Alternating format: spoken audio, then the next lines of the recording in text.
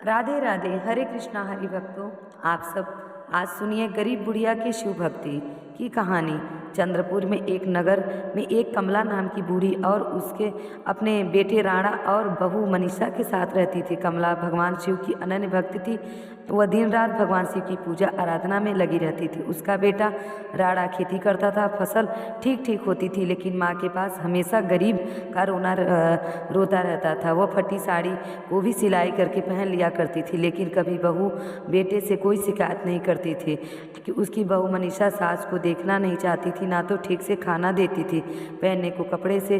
कमला शिव की आरती करते हुए ये जय शिव ओमकारा प्रभु अजाई शिव ओमकारा। आरती खत्म होने के बाद कमला राणा से, ए बुरी बेटे, तुम काम पर जा रहे हो और प्रसाद तो ले लो, शिव जी की कृपा तुम्हारे ऊपर बनी रहे।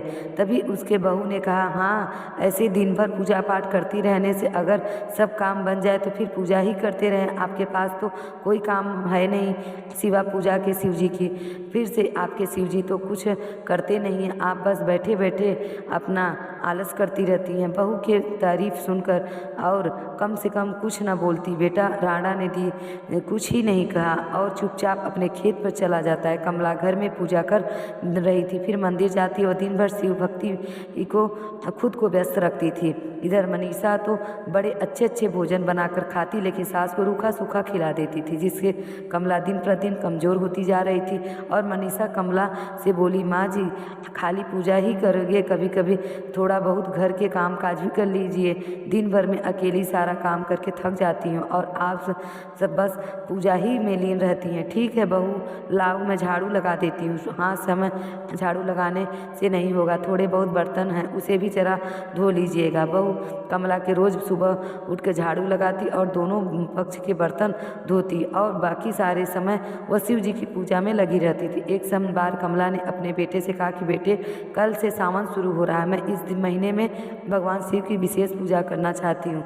अगर हो सके तो मेरी कुछ मदद कर दे ताकि मैं शिव जी को भोग लगाने के लिए प्रसाद की व्यवस्था कर सकूं। तो फिर राणा ने कहा, वह उसकी ड्रामा है, मैं भैरव शिव की पूजा करती हूँ और सावन में विशेष पूजा करने की क्या ज़रूरत है, आप तो इतना ही किया करो। तनी उसकी बहू ने कहा, वैसे भी इस बार खेती अच्छी नहीं हुई, अभी पैसों की काफ़ी दिक्कत है, इसीलिए आप अपने यहाँ पूजा पाठ रोज़ इस तरह से करती हैं उसी तरह से कर लें। माँ तो कुछ नहीं बोली और वो चुपचाप बाहर चली जाती है। मनीषा को अपनी सास और भी ज़्यादा बोझ लगने लगी। इधर भगवान शिव अपने ध्यान में लीन थे कि तभी माता पार्वती ने उनसे कहा कि हे प्रभु, कमला आपकी अनन्य भक्त को इतनी तकलीफ से आप इसके लिए क्यों कुछ नहीं करते, मुझसे अब और इसका दुख नहीं देखा जाता।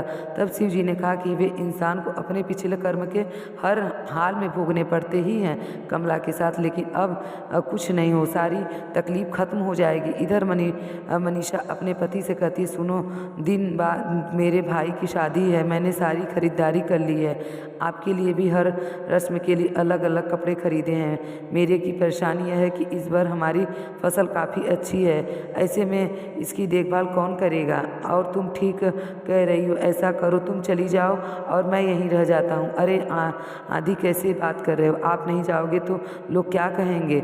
माँ जी तो वैसे ही कुछ करती नहीं है, खेत में ही बने झोपड़ी में रहने के लिए कह दो, उनकी शिव जी की मूर्ति भी वहीं रख दो, वहाँ पर रहकर शिव भी भक्ति भी कर लेंगी, वहाँ अपना भोजन पकाकर खा भी लेंगी और खेल में मेहरबानी होंगी। सौरभ निकट कर वहाँ दूसरा दिन कमला को लेकर खेत पर चला जाता है, वहीं पर उसकी सारी व्यवस्था कर देता है और अपने ससुराल चला जाता है। उधर कमला जैसे तैसे अपना जीवन को गुजारने लगती है, शिव भक्ति और ज़्यादा लीन हो गई है। एक बार फिर माता पार्वती शिव जी से कहती हैं कि स्वामी, अब तो अपने उस भक्त के लिए आप कुछ करें, अब मुझे उसकी तकलीफ और देखी नहीं जाती। शिव जी मुस्कुराते हुए बूढ़े साधु का वेश धारण कर कमला के पास पहुंच गए और माता, कई दिनों से भूखा हूँ, कुछ खाने को दो, आप खेतों में चले बहुत अच्छे हैं, आप मुझे उनमें से कुछ चलने दे दो, मैं वही खाकर पानी पी लूँगा। तभी कमला ने, वहाँ बाबा को कच्चे चने नहीं दे सकती, आप यहाँ बैठो, मैं आपको चने भून कर देती हूँ। कम से कम लिखे चने तो भूख लेके आती है साधु को दे देती हैं माँ जी ने। आओ बाबा, अब भाग्य चने को मेरे पास आपको खिलाने के लिए और नहीं कुछ है। तभी साधु ने कहा कि माता, आपने जितने सच्चे मन से मुझे चने खिलाए उनके लिए इंसान के पास अमीर दिल होना चाहिए।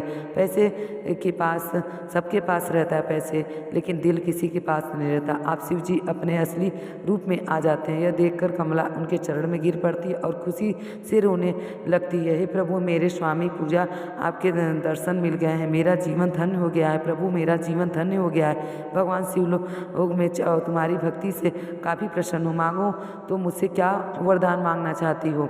यहाँ अब आप अपना एक मंदिर बना देंगे, यहाँ जहाँ पर शांति से मैं पूजा कर सकूँ। भगवान तभी शिव वहाँ पर एक खूबसूरत मंदिर का निर्माण कर देते हैं, अंतर ध्यान हो जाते हैं। यह खबर पूरे गांव में फैल जाती है। अब हर और कमला की जयकार होने लगी, उनकी इज्जत करने लगे। इधर मनीषा अमायके से आग लग जाती है, जिसकी वजह से उसका पूरा चेहरा जल जाता है। जब वो वापस अपने गांव आती है तो सबने साथ में बारी में सबको जानबूझकर दौड़कर वहां जाती है। इसके साथ पति राणा आ जाता है, जो कमला से माफ़ी मांगने लगता है। कमला जब मनीषा की यह हालत देखती है तो परेशान हो जाती है और मंदिर में शिव जी के नाम का जल लेकर उसके पूरे चेहरे पर लगा देती है, जिससे मनीषा पहले की तरह ठीक हो जाती है। अब तो हर कोई वहाँ कमला का जयकार करने लगता है। मनीषा कमला से कहती है कि माँ जी, हमसे बहुत बड़ी गलती हो गई है, कि हमें क्षमा कर दीजिए, चलिए घर चलकर हम सब साथ में रहते हैं। राणा ने कहा, मुझे भी ले चलो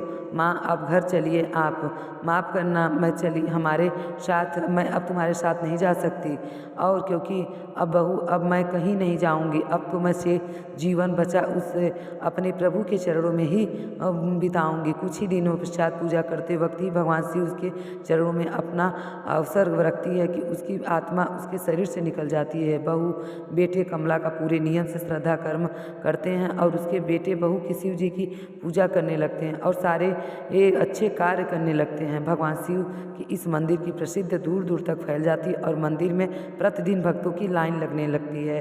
और बुढ़िया इसी तरह जैसे प्रभु ने आपको भक्ति दी है, वैसे प्रभु ने हम सबको भी भक्ति दी है और हमारी भी भक्ति अटूट रहे। तो ये थी एक गरीब बुढ़िया की और शिव भक्ति की कहानी। आपको ये कहानी कैसी लगी है कमेंट में ज़रूर कर लिखें और हमारे चैनल कृष्णदासी प्रीति को सब्सक्राइब करें। हर हर महादेव, राधे राधे।